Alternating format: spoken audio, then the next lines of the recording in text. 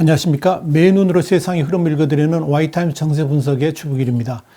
중국의 최대 정치 행사인 양회가 4일날 개막됩니다.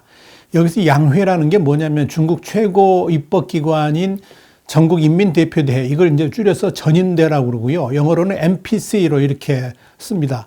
근데 이렇게 전인대하고 중국 최고 자문기구인 전국인민정치협상회의, 이걸 정협이라고 그러고요. 영어로는 CPPCC 이렇게 줄여서 이렇게 말을 합니다. 이 양회에 중국의 정치 지도자들 5천여 명이 참여를 해가지고 중국 공산당 창당 100주년의 해에 향후 5년간 중국의 경제 사회 운영 방향을 제시하는 14차 5개년, 그러니까 2021년부터 2025년까지의 국민 경제 사회 발전 계획, 이걸 이제 14.5 계획이라고 이렇게 말하는데요. 이걸 이제 결정하고 또 앞으로 중국의 방향을 이렇게 고시한다는 점에서 아주 중요한 의미를 갖습니다. 특히 중국은 올해와 내년이 그야말로 중국의 미래를 좌우할 수 있는 아주 중요한 정치 행사들이 줄줄이 대기 중입니다. 오는 7월에는 중국 공산당 창당 100주년 행사를 통해서 중국 공산당의 존재를 세계에 과시하려고 하고 있고요. 내년 2월에는 지금 이제 자유진영 국가들로부터 보이콧 압력을 받고 있는 베이징 동계올림픽이 예정되어 있습니다. 그리고 하이라이트는 내년 가을쯤 열리게 될 중국 공산당 20차 전국 대표 대회입니다. 이걸 이제 당대회라고 이렇게 줄여서 부릅니다. 이 당대회에서 중국의 차기 지도부가 선출됩니다. 초점은 이제 시진핑 주석이 그동안의 관례를 깨고 3연임으로 가느냐, 아니면 원래의 관습대로 새로운 지도부를 선출하느냐, 이 갈림길에 서 있게 됩니다. 이 양회에 대해서 홍콩에서 발행되는 사우스 차이나 모닝포스트는 5가지 주목해야 될 포인트를 제시를 했습니다. 자, 첫 번째 관전 포인트는 두 회의는 별개라는 겁니다. 이렇게 그야말로 중대한 정치 일정의 스타트가 바로 4일 시작되는 양회인 셈이죠. 일단 착각하지 말아야 될 것은 전인대와 정협이 동시에 같은 장소에서 열리지만 완전히 다른 기구이고 별개의 행사라는 겁니다. 우선 3월 4일 시작되는 정협은 정당, 사회단체, 직업 이렇게 다양한 분야라든지 또 기타 단체들의 대표로 구성되어 있고요. 한 2,200명 정도 됩니다. 이 정협에서는 경제와 종교에서부터 스포츠, 건강, 외교 문제 이렇게까지 다양한 문제들을 논의한 다음에 이걸 여러 위원회에서 이제 정부에게 제출하게 될 제안서를 이렇게 내게 됩니다. 그러나 정협에게 이 제안을 추진할 입법권은 없습니다. 반면 5일 시작되는 전인대는 지방과 자치구 그리고 지방자치단체 같은 이런 3천여 명의 대표가 1년에 한 번 전체 회의를 열어가지고 주요 법안을 의결하고 통과시킵니다. 당연히 이들 대부분의 소속은 공산당인데요.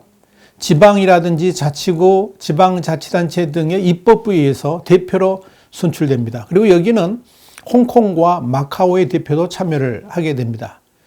이 양회 기간에 이루어지는 총리의 정부 업무보고, 그 다음에 입법 개헌, 그리고 지도자 연설이라든지 기자회견 이런 걸 통해 가지고 중국 지도부의 국정 운영 방향을 확인해 볼 수 있을 겁니다. 자, 두 번째 관전 포인트는 코로나로 인해 가지고 일정도 단축 가능성이 있다는 점입니다. 지난해에는 시기도 5월로 연기됐고요. 참석자들에 대한 철저한 코로나 방역 조치가 취해졌지요.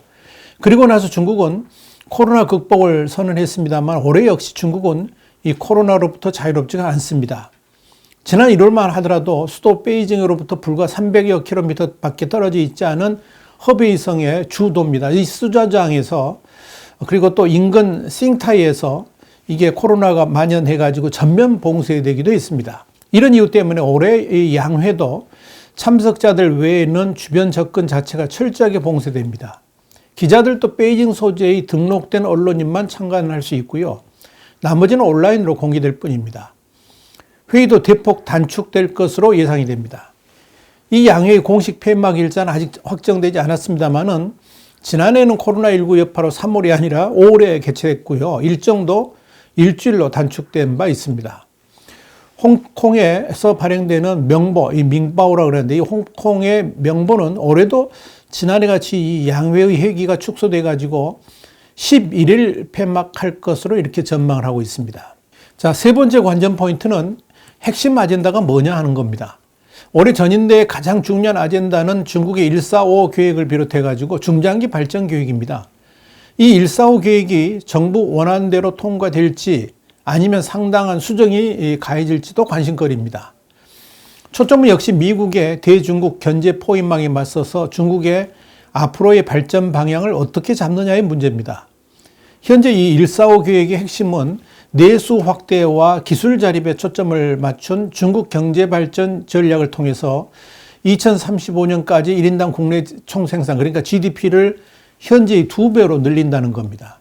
이를 위해서 미국에 의존하지 않는 독자적인 가치 사슬을 구축하겠다는 의도죠. 그런데 시진핑이 이런 원대한 계획이 과연 구현 가능한가의 문제는 차치하고서라도 그런 꿈만 쫓다가는 중국 경제 자체가 완전 붕괴될 수 있다는 우려들이 나오고 있는데 이걸 어떻게 조율할 것인가가 주된 현안이 되겠습니다.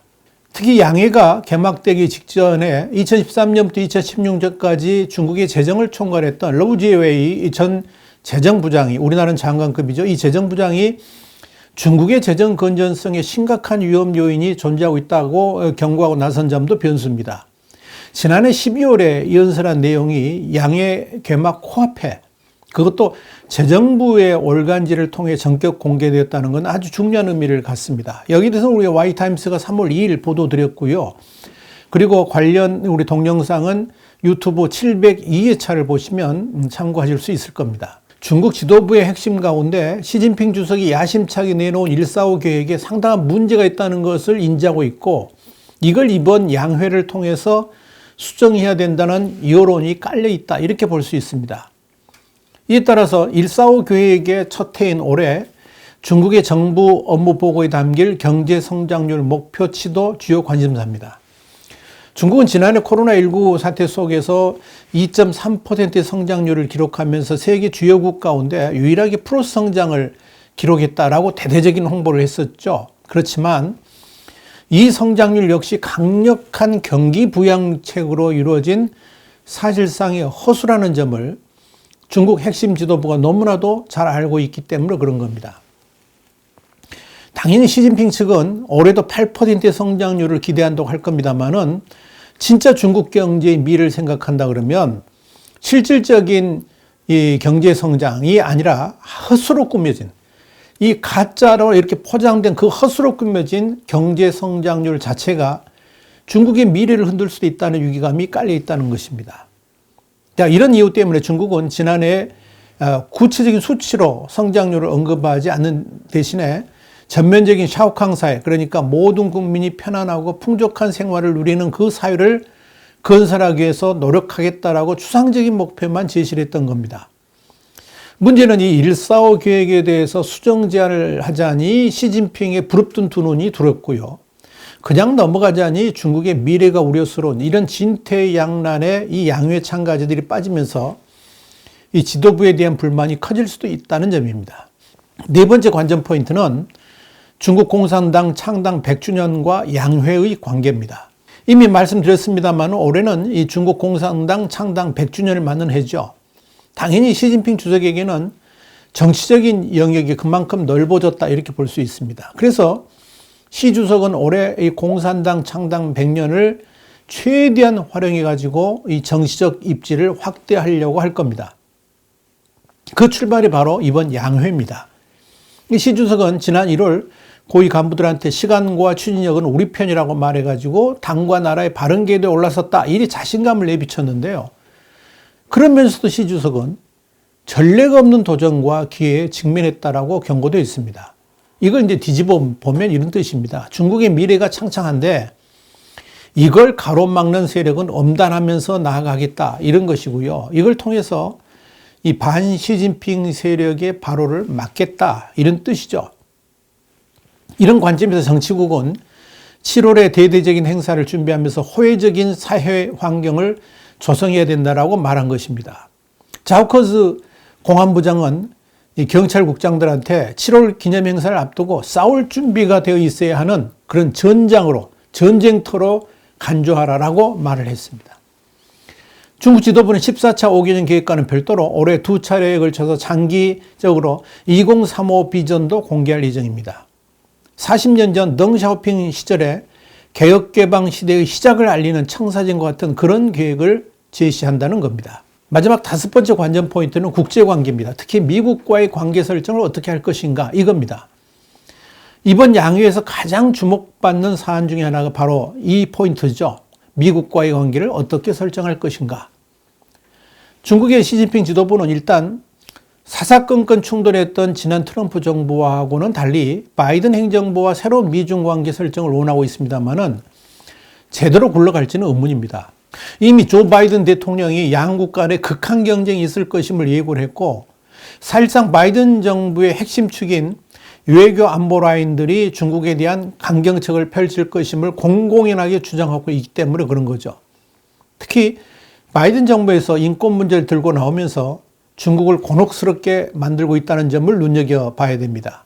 이건 무역 분쟁과는 달리 중국이 아무리 변명해도 국제사회의 호응을 얻을 수 없는 아젠다이기 때문에 그렇습니다. 또한 남중국해의 대만 문제들을 미국이 계속 이슈하는 것도 엄청난 부담입니다. 바이든 정부는 아예 항행의 자유역전을 넘어서 가지고 남중국해에 대한 중국의 불법 장악을 무력화하려고 시도를 하고 있죠. 자, 그런 점에서 중국은 미국과의 관계 재설정 포인트를 어떻게 잡아야 될지 난감할 수밖에 없습니다. 여기에다가 인도하고의 국경 분쟁, 그리고 베트남, 필리핀 같은 인근 국가들과의 불화도 중국이 대외 관계 설정에 어려움을 겪는 또 요인이 되고 있습니다. 문제는 이런 국제사회의 대충돌이 중국의 경제에 직접적인 영향을 끼칠 수 있다는 점입니다. 그래서 이번 양회에서 과연 어떠한 정치적 메시지를 내놓을지도 총 관심거리입니다. 자, 이렇게 중국 역사의 아주 중요한 분기점이 될 양회의 개막을 앞두고 시진핑 주석은 1일 공산당 청년 간부들에게 초심과 사명을 강조하면서 내부 기강 잡기에 나섰습니다. 시진핑 주석은 이날 베이징에서 열린 중국 공산당 중앙당교 청년 간부 양성반의 개학식에서 공산당의 각성을 촉구했다라고 인민일보가 2일 보도를 했습니다. 인민은 중국 공산당의 힘의 원천이고 당의 청년 간부는 나는 누구를 위하여 하는가, 이런 문제를 우선시해야 된다 그러면서 인민은 절대 버리지 않겠다는 정신을 추구해야 된다고 밝혔다는 겁니다. 시 주석은 이어서 공산당 간부는 자신을 일반인이라고 생각해야지 벼슬을 한 것처럼 허세를 부리면 안 된다 그러면서 인민의 행복과 민족의 부흥을 위한다는 초심과 사명을 가지고 성심을 다해 인민을 위해 복무해야 된다고 강조를 했습니다. 이와 함께 시진핑 주석은 중국 공산당 이론 슈스 기고문을 통해서 중국 특색 사회주의 법치 노선을 흔들림 없이 걸어서 전면적 사회주의, 현대화 국가 건설과 중화민족의 위대한 부흥이라는 중국몽 달성을 위해서 힘써야 된다고 주문을 했습니다. 시 주석이 이런 일련의 발언은 양회를 앞두고 공산당 내부 단속과 더불어 민심을 다독이면서 이 양회의 성공적인 개최를 위한 기반을 다지는 것이라고 볼 수가 있을 겁니다. 그만큼 올해의 양회가 시진핑 주석에 있어서 중요한 해라는 의미죠. 과연 이 시진핑의 뜻대로 중국의 새 역사가 열릴 수 있을 것인지, 시진핑의 뜻대로 흘러갈 것인지 이번 양회가 상당히 중요한 단서를 제공해 줄 것이라고 봅니다. 와이타임 정세분석이었습니다. 다음 시간에 뵙겠습니다. 감사합니다.